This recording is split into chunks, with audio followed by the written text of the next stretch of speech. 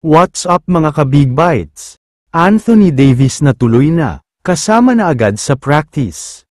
Pero bago ka sana magpatuloy sa panunood ay huwag mong kalimutang mag-subscribe sa aking YouTube channel. Syempre bago ang lahat ay gusto ko munang talakayin ang naging laban ngayong araw, nakasurvive pa ang New York Knicks at magkakaroon ng Game 6, matapos nilang tinambakan ang Indiana Pacers sa Game 5. As expected ay sina Jalen Brunson at Karl Anthony Towns na naman ang babuhat para sa New York Knicks. Walang maisagot ang Pacers sa init ng shooting nila, nasakto pa na sobrang malamig ang shooting ni Tyrese Haliburton. Pero para naman sa Pacers, okay na daw na natalo sila dahil lesson learned daw ito para sa kanila. Masaya daw sila kahit natalo sila ngayon dahil may chance sila next game na tapusin na mismo ang serye sa mismong home court pa nila. Samantala, lumipat na tayo sa balita tungkol kay Anthony Davis.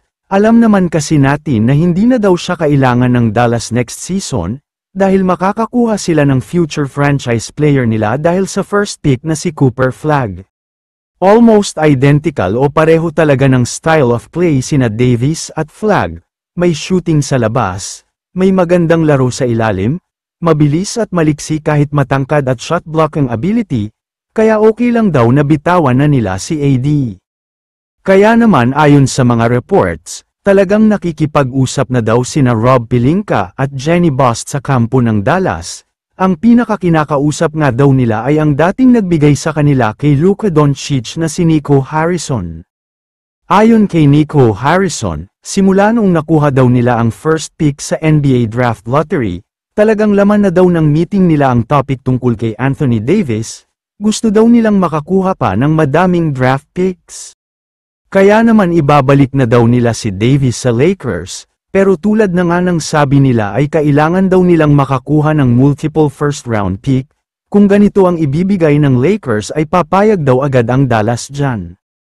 Pero ang nakakagulat dito, wala pa man final na agreement ay magkasama na agad sina LeBron James at Anthony Davis sa practice, mukhang nakaamoy na sila na malapit na talagang mangyari ang trade na hinihintay nila. Noong umalis si AD kapalit ni Luka, nalungkot si LeBron dahil pamilya na daw ang tingin niya kay Davis, kaya naman kung makukuha daw uli ng Lakers ang kanyang former teammate ay siguradong mas magiging malakas daw ang Lakers. Kaya naman kung kayo ang tatanungin, ano ang masasabi nyo sa balitang ito? I-comment mo naman ang opinion mo tungkol sa tanong na ito. Dito na muna nagtatapos ang video na ito. Maraming salamat sa panunood mga ka-Big Bites. God bless sa inyong lahat.